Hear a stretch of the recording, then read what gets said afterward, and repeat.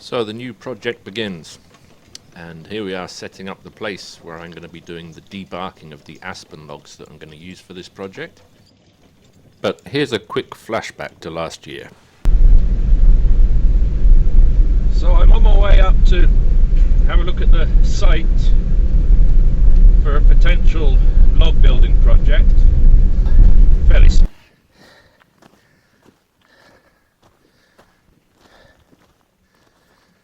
I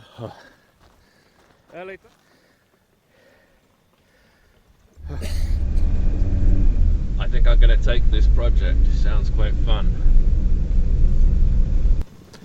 Now the building was to be based on a traditional building here which is called a lavu, but we want something bigger and a lot more interesting, something unique.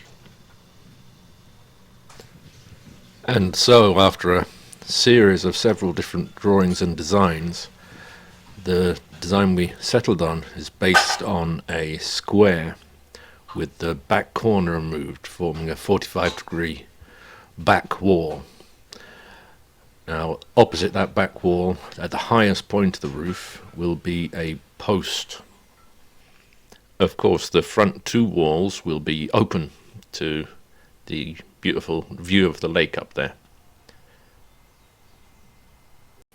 Inside the shelter, there'll be benches around all the walls, a wide bench at the back, which in theory you could actually sleep on, and then normal sized benches around the other walls. In the centre of the building, there'll be a barbecue with a chimney going up through the roof.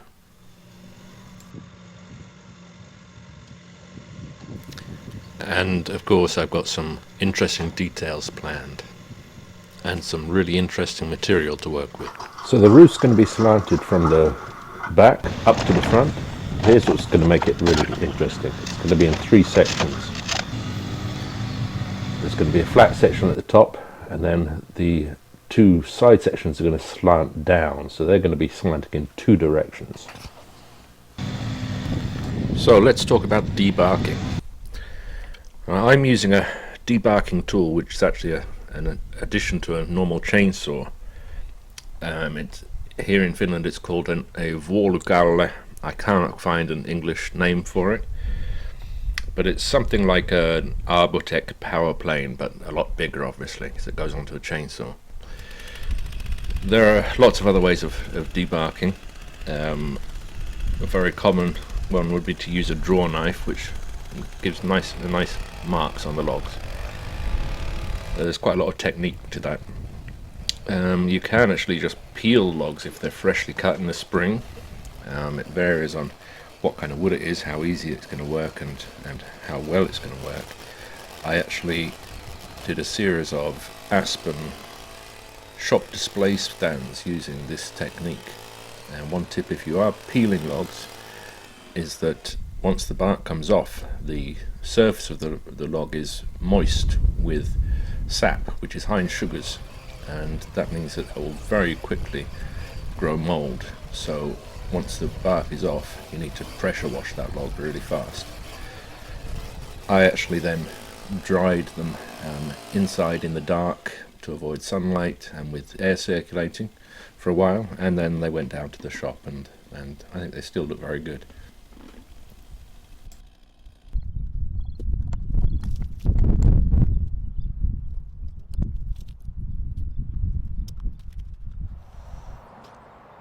So the project is underway, and I just wanted to take a few moments to talk about tools and equipment, because I get a lot of questions about that kind of thing. And one of the first things you'll see me using, which I used today, is this thing used for debarking logs. Now, I'm not actually sure what it's called in English. It's obviously an attachment that goes onto a normal chainsaw. It needs to be quite a powerful chainsaw. This is a John's Red 2054 Turbo, which I use exclusively with this attachment. You can see it's basically, the chain has been replaced with a belt which drives this disc, which has 3 blades on it. I will have a look around, see if I can find out what you would call this in English. If I can find where you can get them, I'll try and put some links up. Now, I actually cut work short today. I only did 3 logs because I'm not happy with the marks that this is leaving. I just put new blades on. These are new blades. And they're different from my old blades. The old blades had a curve to them, and these are just straight. And what I'm finding is that this leading corner is too sharp because it doesn't have the curve, and there's a lot of wood is getting caught in there, and then it's stopping it working very well. And the marks on the logs are kind of scratchy. So what I'm going to do now is take these blades off and regrind them with a curve on. Unfortunately, I threw away the old blades. One of the blades was broken, so I had to get these new ones. I could have used the old blades as a template and got the right curve, but can't do that, so I'm just going to have to go by memory and try and take off that little corner there on each blade, and then hopefully get the same kind of marks I used to get with the old blades. But I'm going to be using this quite a lot, obviously, now at the beginning to debark the logs. But some other stuff that you're going to see me using are basic equipment that you use for handling logs, moving logs around. These are indispensable. It's on it. The brand is Fiskars. It's a log hook, and you can use these for turning logs. You'll see me using them a lot because they're really, really good. If you need to move something that's a bit heavier, then you'll see me using this. And I think I looked up, people call it a log hook or a felling lever. You use it when you're cutting down trees, make the initial cut, put this in, and you can use this to push the tree over. But with the hook on, you can use it for turning logs. Now, this one, I haven't had this one for long, and one reason I really like it is because they've been quite clever, and they've put this hook on here, which is exactly another one of them, which means you can actually use these for turning heavier logs as well. The other nice thing about this one is that it has a normal wing nut on this part, so whereas this would normally move so that you can turn different sizes of logs, then what you can do, if all the logs you're using are the same size, you can actually just twist this off, and then this doesn't move anymore, and it's always at about the right height. I actually have my old one, which is a different design. It's also Fiskars, I think. But I think the good thing about this one is you can lock the hook up out of the way if you're just using this to move logs around. But the bad point about it is because you can't lock this, it quite often gets in the way.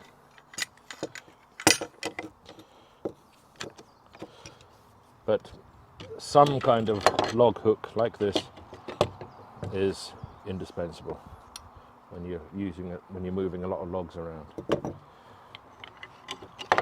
Get those out of the way.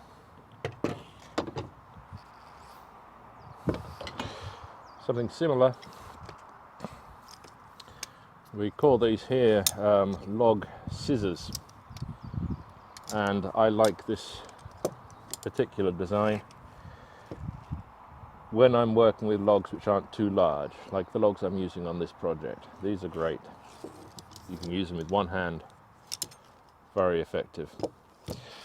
I can show you another example. These are old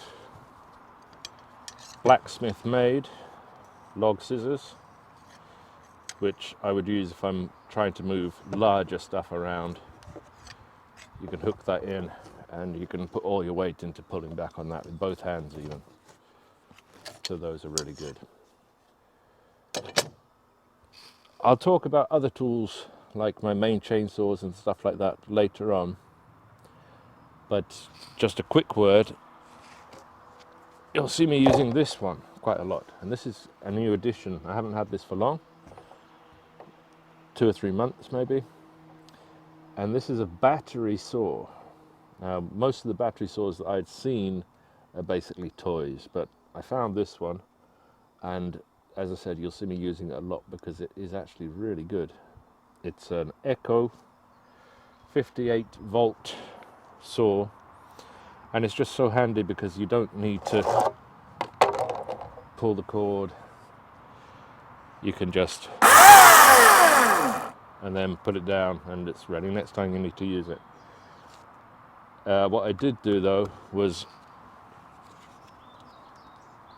I bought a second battery, and interesting enough the second battery cost almost as much as the whole saw, but if I'm going to be using this a lot, then there's no point having it if I've got to stop when the battery runs out, so I can always have one battery on charge. But you'll see me using this. Okay, so like I said, I'll go into some other tool stuff later, but wanted to do this because I know that people are going to ask what it is or what these things are that I'm using, so now we've got it. Okay, let's get back to work. Okay, so that was the first full day of debarking. Wood chips everywhere.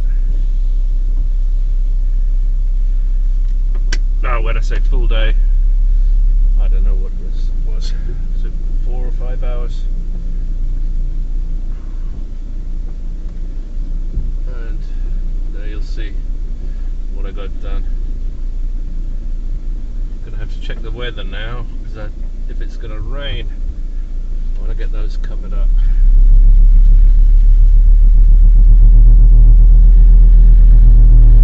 Head home for a cold beer.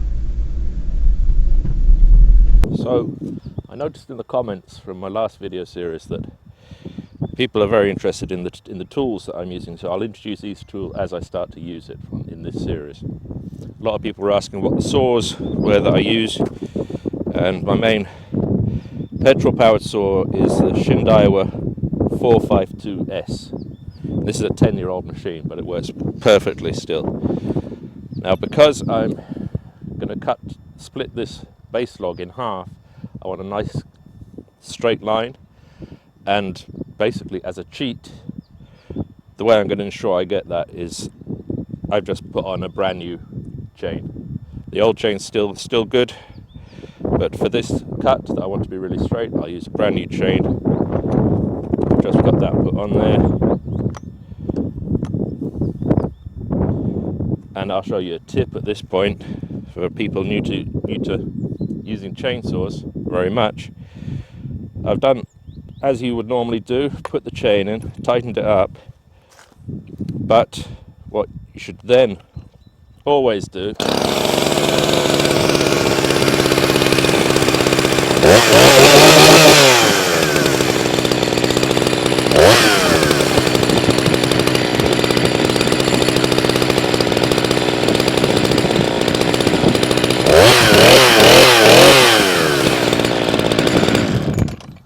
run the saw for a minute, spin the chain, then you'll notice you've got a little bit of slack coming here.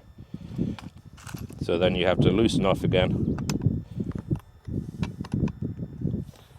retighten. That's nice now. But with a brand new chain, always run that chain for a little while and then retighten, because it immediately loses a little bit. So I'm going to split this log in half right down the middle. This is because in log building, the opposite walls of the structure have to always be started with a half log. This in turn means that log buildings always really should have an even number of walls. Now, you may have noticed the design of this building that we have 5 walls, so we actually have an odd number. So we're breaking the rules a bit. But because I'm going to be using the Highlander method log building on the front wall, it shouldn't be a problem. Now the Highlander method, if you don't know what it is, then you need to see my video series entitled The Easiest Log Building Method Ever, and I'll try and put a link in here for you. And there'll certainly be a link at the end of this video.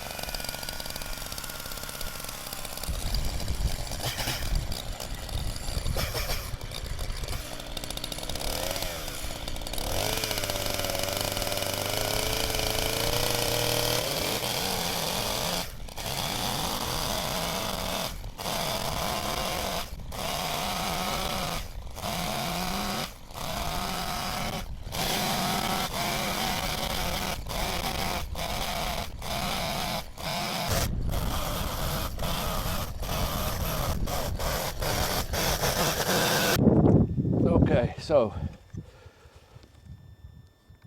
something else I'm going to aim to do with this series is explain some really basic techniques, because I was surprised in my previous video series at the number of people that were asking questions which I didn't expect. They were really basic stuff. So I thought that it was only going to be people who are already log building that were going to be watching this stuff, but it seems not. It seems there are a lot of beginners. So I'm going to lay some really obvious stuff out. I hope that's not annoying to the experienced log builders. But I'm also going to go into the advanced techniques when they come up. And surprisingly, one's come up already. I'm cutting this log in half to be base logs, and as you see, it's a big log. It's almost the length of the blade.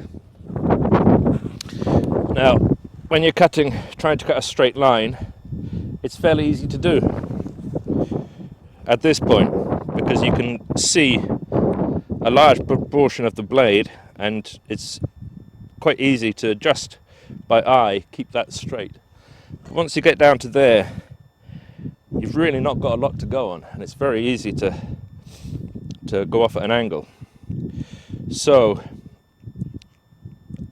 a more advanced technique that you can use at this point, if you encounter this kind of problem, is to actually do a plunge cut straight down, and then to cut forward using this part of the blade rather than this part. The light will then come through the gap at the bottom, and from above you can follow very exactly and make sure the chain follows the line you've already got.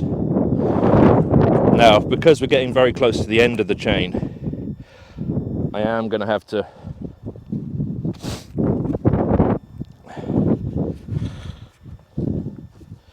use a helmet just in case of kickback. But it's going to be hard for me to film this in a way that's going to really explain it very well, but we'll see how it works.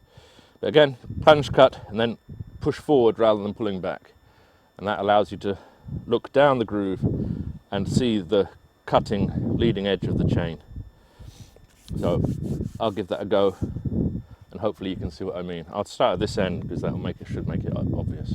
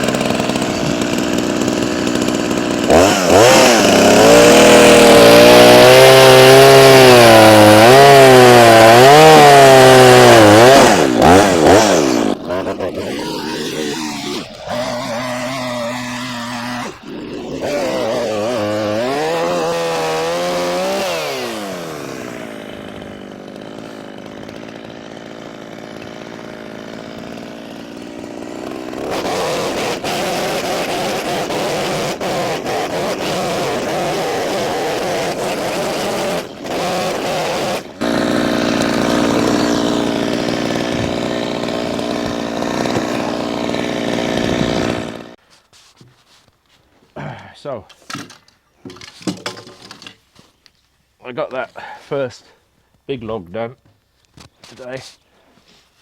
I not gone into detail on drawing logs or even um, cutting them, but obviously I will go into all that stuff.